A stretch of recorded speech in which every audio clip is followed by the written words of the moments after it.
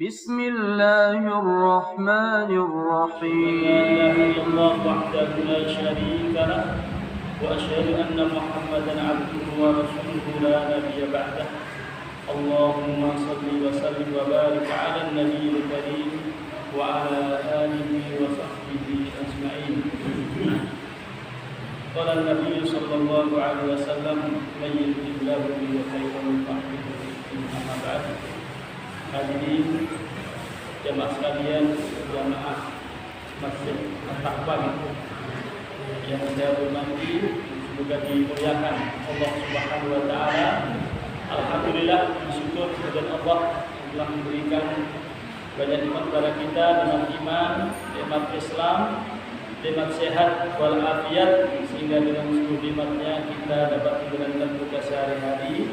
Dan di malam hari waktu maghrib kita dapat hadir di masjid untuk melaksanakan sholat maghrib berjamaah dan kita dengan taklim.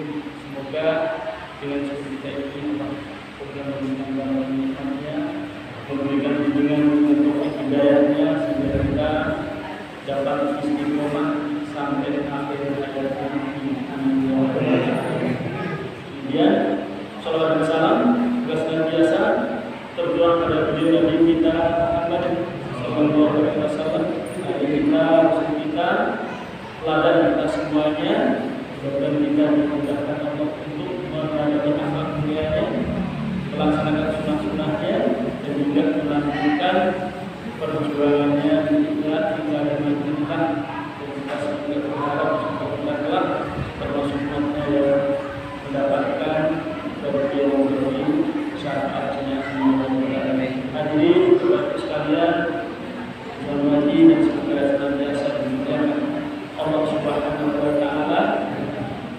Pada kesempatan ini saya merasa berhormat mendapatkan kesempatan untuk menyampaikan satu dua kata di majelis ini. Mudah-mudahan pertemuan malam ini memberikan manfaatan dan keberkahan kepada kita semuanya. Beberapa hari yang lalu dapat dilihat dari akhidat memilih tema tentang apa terserah. Jadi jemaah ini apa itu? Maksudnya kita jadi tentukan materi ini di sini kita untuk memilih materi, sehingga insyaallah akan menyampaikan hadis yang kedua di Arba'in Nawawiyah, hadis yang diriwayatkan oleh Imam Muslim. Dan mudah-mudahan kajian kita pada malam hari ini termasuk yang disabdakan Nabi, "May yuridillahu bihi khairan yufaqihuhu fid din." Barang siapa yang dikehendaki baik oleh Allah, maka ia difahamkan tentang urusan agama. Hadirin jamaah sekalian,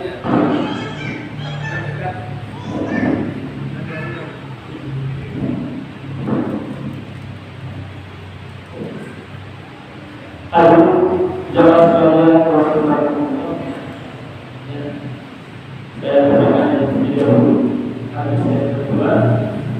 Bismillahirrahmanirrahim. An Umar radhiyallahu anhu qala bainama nahnu 'inda Rasulillah sallallahu alaihi wasallam dzata yawmin ittala 'alaina rajulun shadidu bayad thiyab shadidu sawad asy-sya'r la yura 'alaihi athar as-safar wa la ya'rifuhu minna ahad hatta jalasa ila an-nabi sallallahu alaihi wasallam فأسند ركبتيه إلى ركبتيه ووضع كفيه على فخذيه وقال يا محمد أخبرني عن الإسلام. فقال رسول الله صلى الله عليه وسلم الإسلام أن تشهد أن لا إله إلا الله وأن محمدا رسول الله وتقيم الصلاة وتؤتي الزكاة وتصوم رمضان وتحج البيت إن استطعت إليه سبيلا. قال صدقت. قال فعجبنا Allah yas'aluhu wa yusaddiquhu. Dan kita lakukan seperti itu. Hadirin jamaah sekalian rahimakumullah, hadis ini diriwayatkan oleh Imam Muslim dari ular sahabat Nabi, semoga Allah meridhai beliau. Pada suatu saat beliau bercerita, bainama nahnu inda Rasulillah, ketika kami, beliau dan para sahabat yang lain, inda Rasulillah, di sisi Rasulullah, di majlisnya Rasulullah, majlisnya Nabi kita Muhammad sallallahu alaihi wasallam. Dan yaumin, pada suatu hari, ittala alaina rajulun, tiba-tiba datang pada kami di majlis tersebut rajulun, seorang laki-laki, syadidu bayadis siyabi, yang bajunya sangat putih. Datang saat itu pakaiannya serba putih, sangat putih. Kemudian syadidu sawadis sya'ri, dan rambutnya sangat hitam. La yura alaihi asarus safari, yang tidak diketahui tanda-tanda bekas safar. Jadi kondisi bagus ini. Karena kalau kondisi safar kan ada kotoran, agak umel gitu. Ini enggak, tidak ada tanda-tanda dari pergian jauh, tiba-tiba datang. Wala ya'rifuhu minna ahadun, dan dari kami, dari para sahabat itu tidak ada yang mengenali. Hatta jalasa ila Nabi sallallahu alaihi wasallam, sampai beliau tadi, orang laki-laki tadi mendekat kepada Nabi, fa asnada rukbataini, dan menyadarkan kedua lutut itu, kedua lututnya didekatkan sampai ke lutut Nabi kita Muhammad sallallahu alaihi wasallam. Wa wada'a kaffaihi ala fakhidaihi, dan meletakkan kedua telapak tangannya ini di atas fakhidaihi, di punggungnya Nabi kita Muhammad sallallahu alaihi wasallam. Ada sebuah riwayat yang menjelaskan diletakkan di punggungnya sendiri. Jadi dibahami dua macam. Pertama diletakkan di punggungnya Nabi, kemudian yang kedua dipahami diletakkan di punggungnya orang laki-laki sendiri, jadi dia sendiri. Waqala ya Muhammad, wahai Muhammad, akhbirni 'anil Islam, beritahukan aku tentang Islam. Faqala Rasulullah sallallahu alaihi wasallam, dan Nabi menjawab, al-Islam an tashhada an la ilaha illallah wa anna Muhammadan Rasulullah. Islam adalah kamu bersyahadat, bersaksi tidak ada Tuhan selain Allah, wa anna Muhammadan Rasulullah, dan engkau bersaksi sesungguhnya Muhammad adalah utusan Allah. Wa tuqimas sholata, kemudian kamu mendirikan salat. Wa tu'tiyaz zakata, dan kamu menunaikan zakat. Wa tasuma Ramadan, kamu melaksanakan puasa Ramadan. Wa tahujjal baita, dan kamu berhaji ke Baitullah. In istata'ta ilaihi sabila, jika kamu telah mampu melaksanakan perjalanan ke sana. Qala, dan Umar berkata, Nabi bersabda, sadaqta, engkau benar. Qala fa'ajibna lahu yas'aluhu wa yusaddiquhu, dan kami semuanya adalah terheran, dia bertanya tapi malah membenarkan. Hadirin jamaah sekalian rahimakumullah, dalam hadis ini hadis yang kalimat-kalimatnya sangat jelas, mudah dipahami karena tidak ada makna yang rumit, mulai dari baina maka inda Rasulullah, kemudian juga sampai menjelaskan tentang kondisi baju seorang laki-laki yang datang pada Nabi yang putih, kemudian rambutnya sangat hitam, kemudian tidak ada tanda-tanda dari bepergian jauh, berarti seakan-akan orang yang sedang sibuk.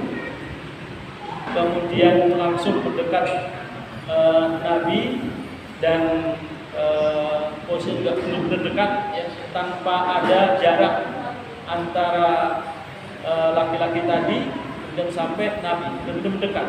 Saya menyentuhkan lututnya dengan lutut Nabi kita. Bahkan dijelaskan juga tangannya juga disentuhkan pada bukunya Nabi, sebagian dari riwayat. Kemudian bertanya tentang Islam dan dijawab Nabi dengan rukun Islam. Dari sini ada beberapa pelajaran. Yang pertama, bainama nahnu inda Rasulillah. Ini menunjukkan bahwa Nabi itu sangat dekat dengan sahabatnya, termasuk juga membudayakan taklim, ya, semacam ini. Kemudian juga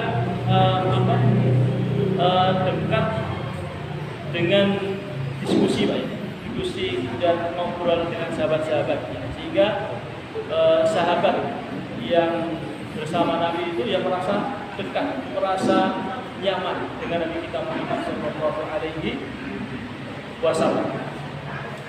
Ini termasuk budaya seperti ini setelah maghrib, yang seharian bekerja capek, tapi tetap menyempatkan waktu, meluangkan waktu untuk taklim di masjid, ya. Maksud tadi bagian dari budaya yang dulu dilakukan oleh Nabi kita Muhammad SAW.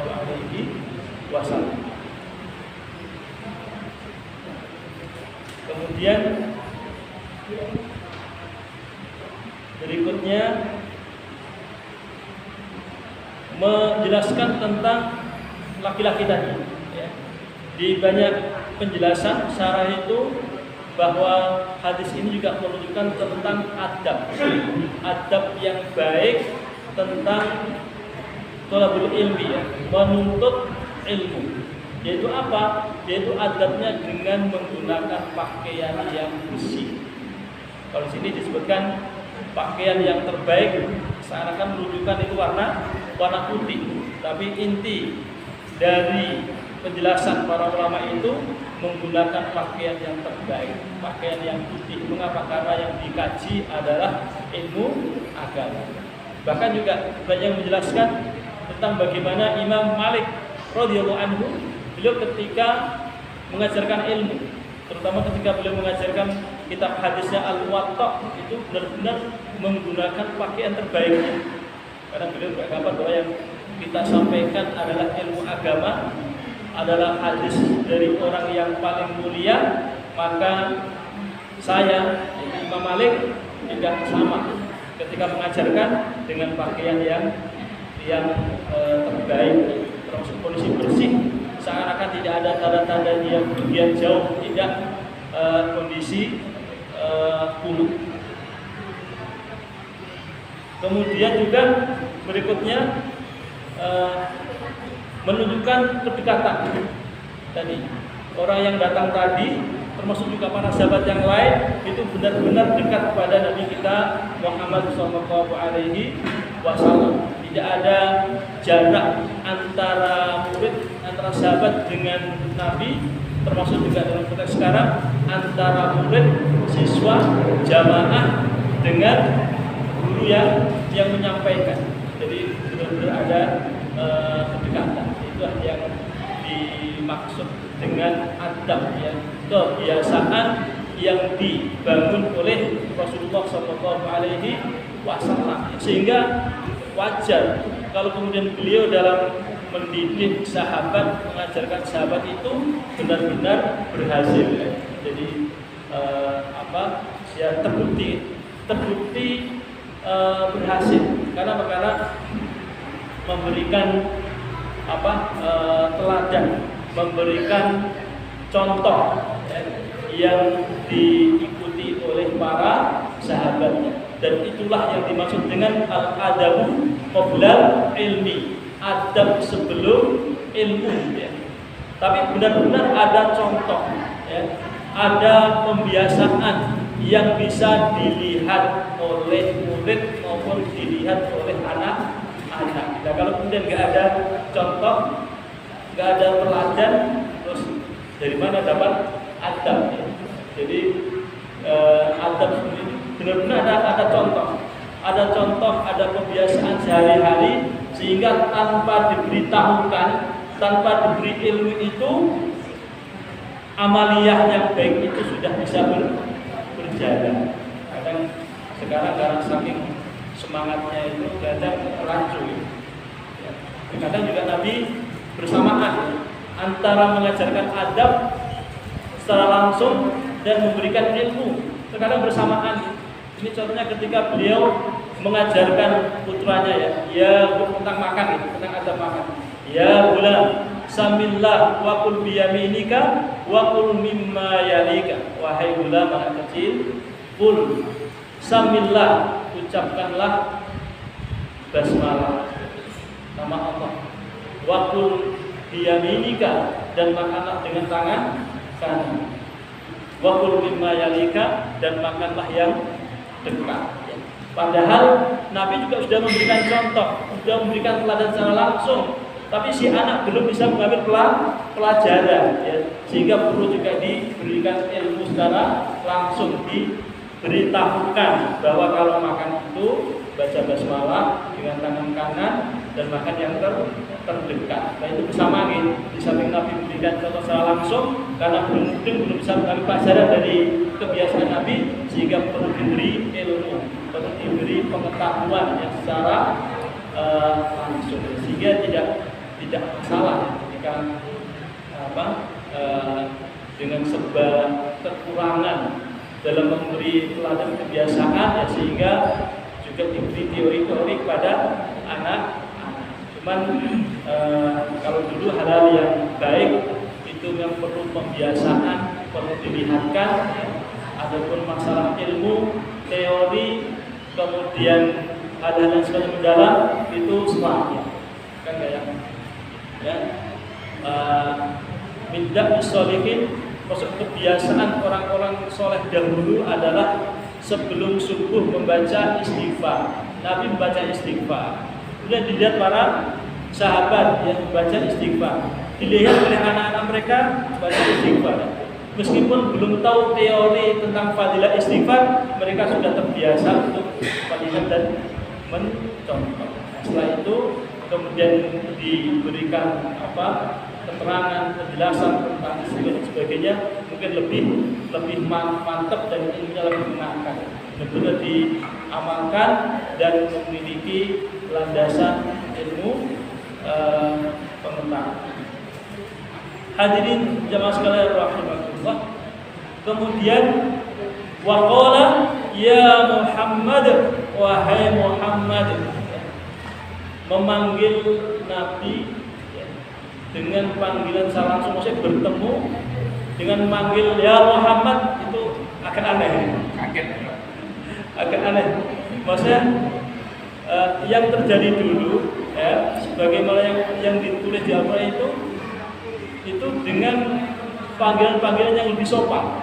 Misalkan ya ayyuhan nabi, ya ayyuhal mudaththir, fa'anzir, ya ayyuhal muzammil, ya ayyuhal rasul, ya nabi Allah, ya rasulullah, gitu biasanya.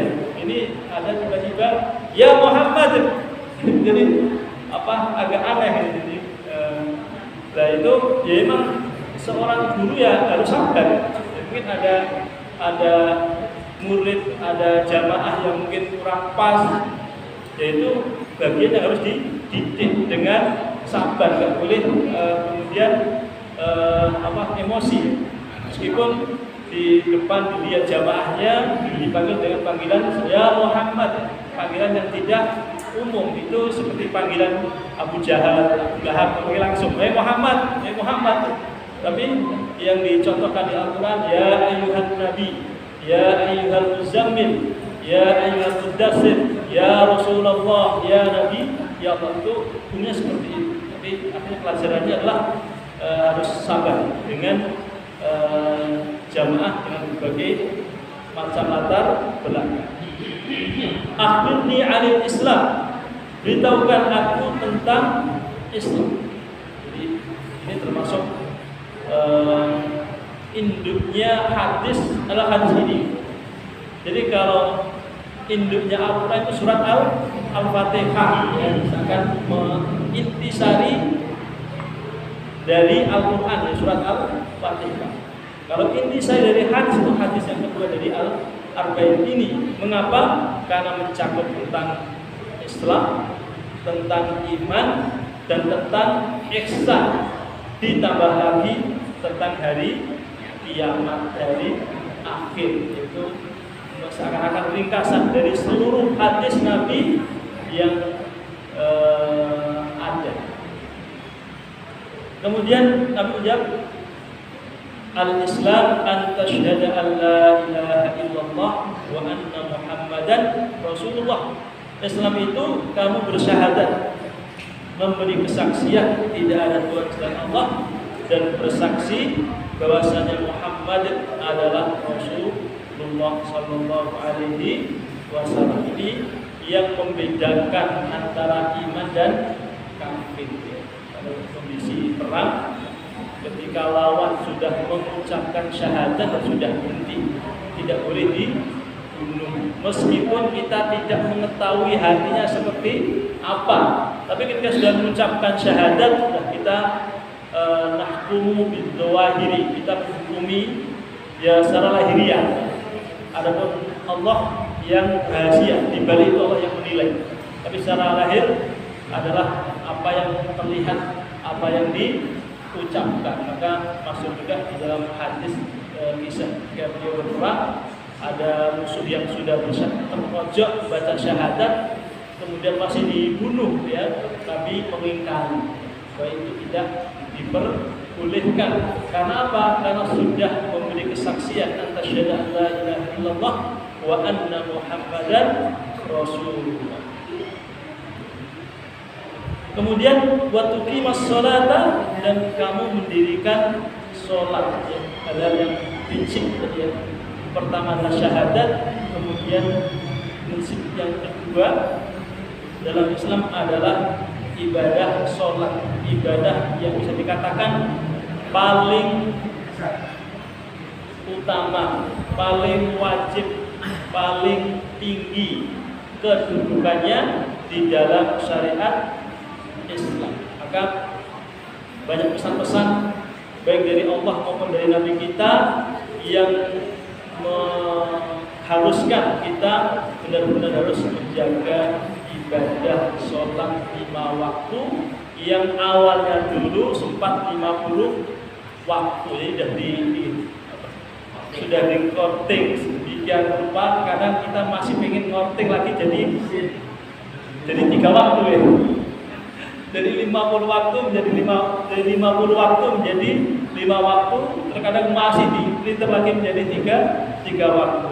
Ada pesan dari Nabi, awwalu ma yuhasabu 'alal 'abdi yaumil qiyamati as-shalah. Pertama kali dihisab nanti adalah ibadah sholat. Jadi apabila baik, insyaallah akan berpengaruh seluruh amalnya juga baik. Tapi kalau sholatnya bermasalah, juga akan berefek pada seluruh amalnya, biasanya bermasalah. Maka ini juga jadi ukuran orang-orang dahulu, ya, untuk memperbaiki kondisi seseorang, kondisi rumah, kondisi apapun itu diawali dengan ibadah sholat. Kemudian juga dari ayat Al-Quran, hafidhu ala sholawati was sholatil wusta. Jagalah kalian sholat-sholat fardu dan sholat pertengahan, banyak diartikan sebagai sholat asar, sholat yang memiliki keistimewaan. Jadi dan dipesan untuk menjaga, dan menjaga jangan sampai tidak melaksanakan. Dan dari dasar-dasar hadis maupun ayat yang sangat kuat untuk perintah maupun menjaga sholat ini, imam seperti Imam Abu Hanifah beliau sangat berhati-hati tidak melaksanakan sholat kecuali di waktunya. Maksudnya tidak menjamak kemudian di luar waktu, enggak. tetap di waktu yang sudah ditentukan. Karena apa? Karena beliau berhati-hati, dipesan oleh Allah untuk menjaga sholat. Jadi kalau jamak versi beliau itu ini. Misalkan zuhur dengan asar, berarti mengakhirkan zuhur, mengawalkan asar di pas dempet. Jadi zuhur masih tetap di waktunya zuhur, asar di waktunya asar. Mengapa? Karena beliau berhati-hati. Karena ada pesan dari Al-Quran untuk menjaga sholat. Hafidu ala sholawati wassolatil wusta. Tapi mayoritas tetap membolehkan ya, sholat jamak asar di waktu zuhur atau zuhur di waktu asar dengan syarat-syarat yang sudah ada. Bukan pacarin yang namanya istihad ya. Istihad dasarnya sama-sama hadis Nabi, sama-sama Al-Quran, ada perselisihan sedikit hal yang wajar. Semua intinya ingin berusaha melaksanakan sesuai dengan sunnah Nabi, sesuai dengan kitabullah, sesuai dengan Al-Quran. Kemudian wa tu'tiyaz zakata, dan kamu menunaikan zakat.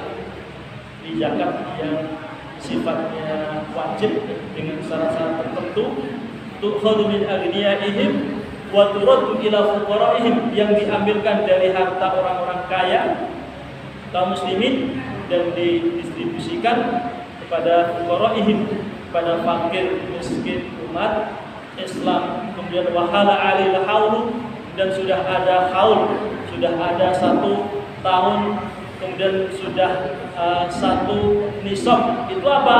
Artinya benar-benar diambilkan dari harta orang kaya. Jadi kebutuhan pokok terpenuhi, kemudian masih punya sisa 1 nisab, ya. Kemudian diwajibkan zakat. Di Islam sangat ringan ya, mudah ya. Jadi dan itu juga 2,5%, ya. Dengan dari agama Allah itu sampai katanya 10%, benar gitu? Tapi 10%. Nggak tahu itu hal yang baru atau memang dulu nabi-nabi sebelumnya ya. Kayaknya 10%. Dan di Islam 2,5%. Yang setelah dari itu dianggap sebagai sedekah. Kemudian watasuma Ramadan, kamu berpuasa Ramadan. Sumu liruyatihi wa afdiru liruyatihi, ya. Ketika sudah tiba waktu bulan Ramadan, maka itu yang wajib bagi umat Islam untuk berpuasa. Al-imsak an kullil muftirati minas subahi ilal maghribi, menjaga, menahan diri dari segala sesuatu yang dapat membatalkan puasa, dari subuh, dari imsak sampai dengan maghrib, termasuk juga menahan diri dari segala sesuatu yang dapat merusak pahala puasa. Ada yang sifatnya makan, minum, termasuk yang membatalkan puasa, ghibah, fitnah dan lain sebagainya yang buruk-buruk juga termasuk perlu dihindari. Kemudian wa tahujjal baita in istata'ta ilaihi sabila, dan kamu berhaji ke Baitullah jika kamu mampu melaksanakan perjalanan ke sana. Jadi ini fa'ilnya, pelakunya adalah manusia ya. Kita semua kaum muslimin. Kalau ada seorang muslim yang sudah mampu ya, diberi kemampuan oleh Allah, yang cukup kondisi aman, sehat walafiat, ada biaya untuk perjalanan, ada biaya di sana, ada biaya yang ditinggal, maka hukumnya wajib yang 1 kali dalam seumur hidupnya. Itu sekarang anjanya lama gitu ya, bertahun-tahun, bahkan berpuluh-puluh tahun. Yang penting niat ya, niat untuk melaksanakan haji. Nanti kalau suatu saat Allah memberi kemampuan, ya tinggal tinggal berangkat karena ini bagian dari rukun Islam.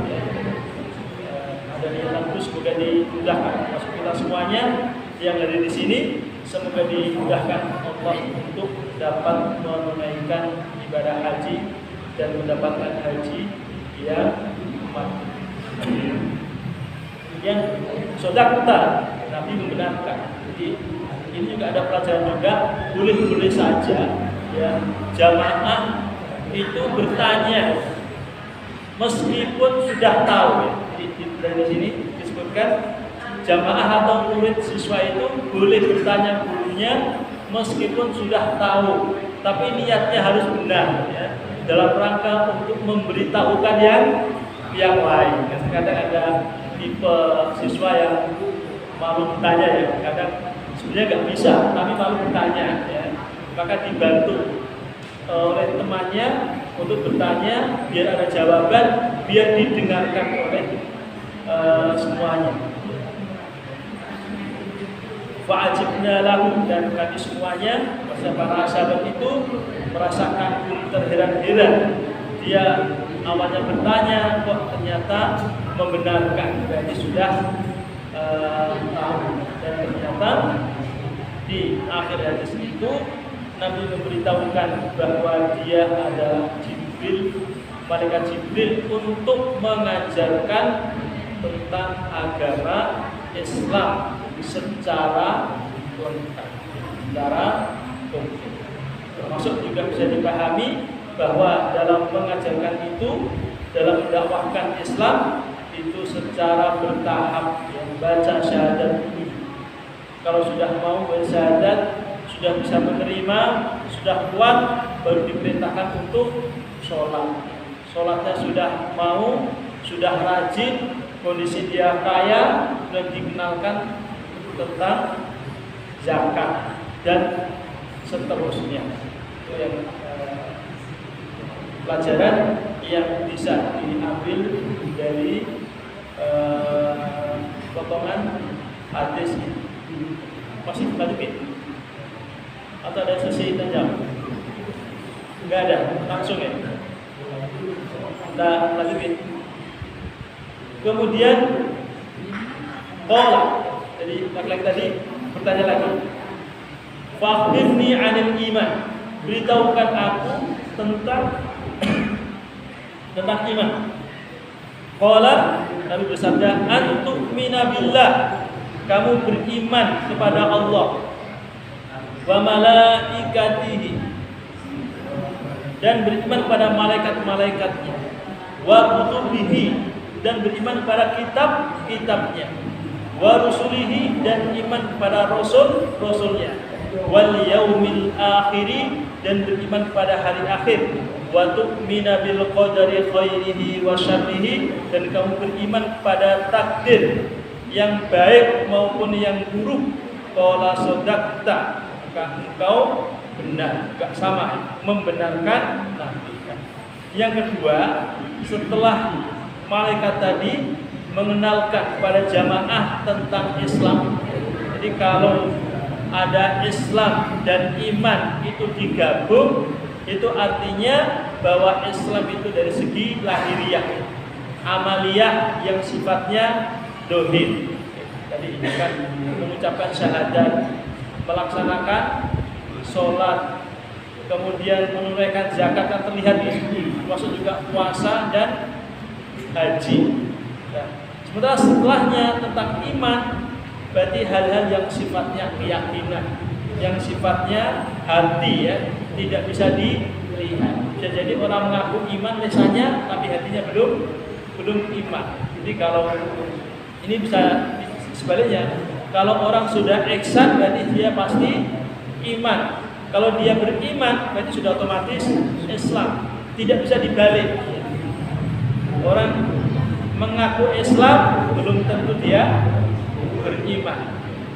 Orang sudah beriman belum tentu sampai bisa tahapan ihsan ya, merasa diawasi oleh Allah dimanapun ia berada. Ini di hadis yang kedua tentang iman ya, Nabi menjawab bahwa Iman itu kau beriman kepada Allah, percaya kepada Allah dengan nama dan sifat-sifat yang melekat pada Allah Subhanahu wa Ta'ala. Meskipun nanti ada hal yang terkait dengan keimanan, kalau iman pada Allah ya benar-benar tidak boleh menyebutkan selain Allah Subhanahu wa Ta'ala.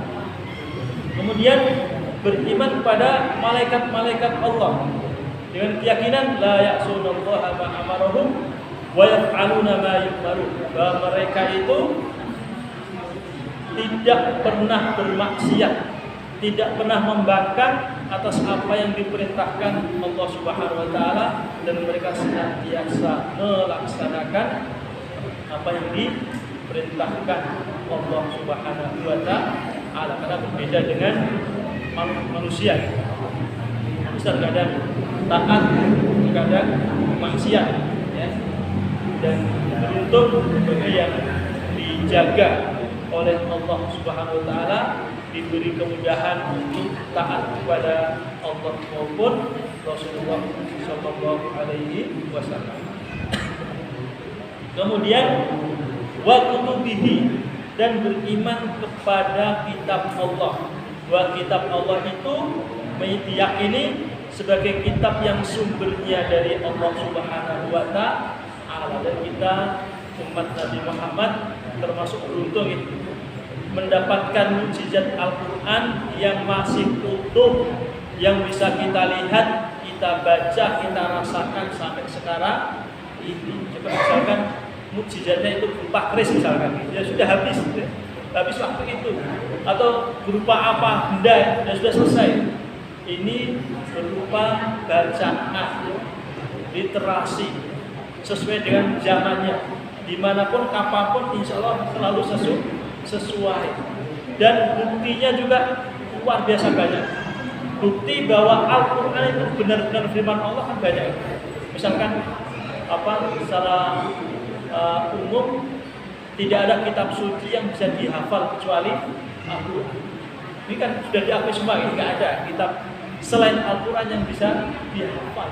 Bahkan anak-anak usia 5 tahun, 6 tahun, bahkan yang mungkin tampak mukjizat itu, ada anak yang benar-benar serba kekurangan, maksudnya kekurangan itu tidak bisa mengucapkan kalimat yang biasa itu nggak bisa, tapi baca kalimat Al-Quran bisa. Ini kan aneh. Kalau baca tulisan Arab biasa nggak bisa, tapi baca Al-Quran bahkan hafal itu bisa. Ini mustahil kalau bukan mukjizat. Bahkan ada juga anak usia 3 tahun, 2 tahun, masih kecil bayi, tahu ya urutan ayat pojoknya lembaran apa tahu, hafal. Sekali lagi itu mustahil kalau bukan belum lagi masalah makna yang terkandung di dalamnya, ya. Kemudian jumlah ayatnya, jumlah hurufnya. Kalau kita perhatikan ya, misalkan di surat An-Nas, surat itu diakhiri dengan huruf sin. Qul a'udzu birabbin nas, malikin nas, ilahin nas. Huruf sin semuanya. Terkadang diakhiri dengan huruf qalqalah, ya. Qalqalah semuanya. Terkadang diakhiri dengan huruf yakun semuanya.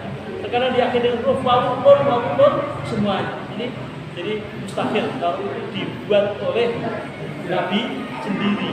Jadi bersyukur tadi, beruntung kita mendapatkan Al-Quran yang mudah untuk diimani bagi yang mendapatkan hidayah. Kan kenyataan juga meskipun sudah jelas juga banyak yang tidak beriman. Maka kita sekali lagi beruntung ya mendapatkan hidayah dari Allah, berkumpul dengan orang-orang baik sehingga kita dimudahkan untuk mengamalkan, menjalankan al-Islam.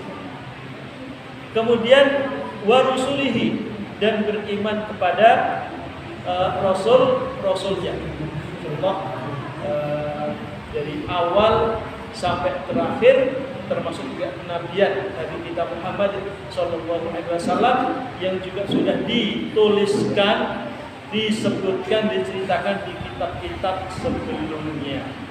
Termasuk ya orang-orang yang tidak yakin kalau Nabi Muhammad itu adalah seorang nabi, cuman mereka gengsi, tidak mau menerima lantaran bukan dari kalangan mereka. Jadi mereka mengenal Nabi itu, mereka mengenal persis bagaimana mereka mengenal anak-anaknya. Karena apa? Karena disebutkan secara detail di kitab mereka. Dan kita meskipun tidak melihat secara langsung, tapi kita mendapatkan informasi dari Al-Quran, dari hadis-hadis sahih yang menyebutkan bahwa Nabi Muhammad adalah abduhu wa rasuluhu, adalah hamba Allah dan rasul utusan Allah Subhanahu wa taala.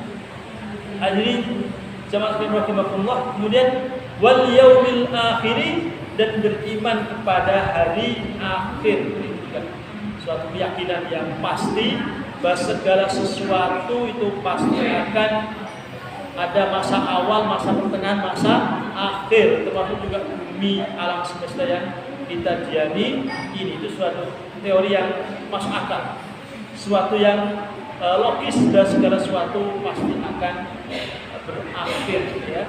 Meskipun akhir setiap orang ya tergantung di usianya. Jadi tidak harus menunggu hari kiamat tiba. Ketika datang al-maut, kematian, maka itulah hari akhir bagi orang tersebut. Ketika ada sahabat tanya tentang kapan hari kiamat, itu Nabi berbalik bertanya, apa yang sudah kita siapkan? Karena apa? Karena kiamat itu belum tentu kita sampai akhir ya. Jadi kematian yang suatu saat itu menghampiri. Kan ada suaminya teman istri kondisi sehat tadi, kondisi sehat, tidak ada tanda-tanda sakit ya, kemudian meninggal. Solo Surakarta, nggak ada tanda-tanda sakit sebelumnya. Riwayat sakit juga, maksud waktu check up sebelumnya kondisi sehat. Itu sesuatu yang tidak kita ketahui. Jadi tidak, untuk persiapan tidak harus menunggu hari kiamat, bahwa kematian juga bagian dari kiamat bagi seseorang.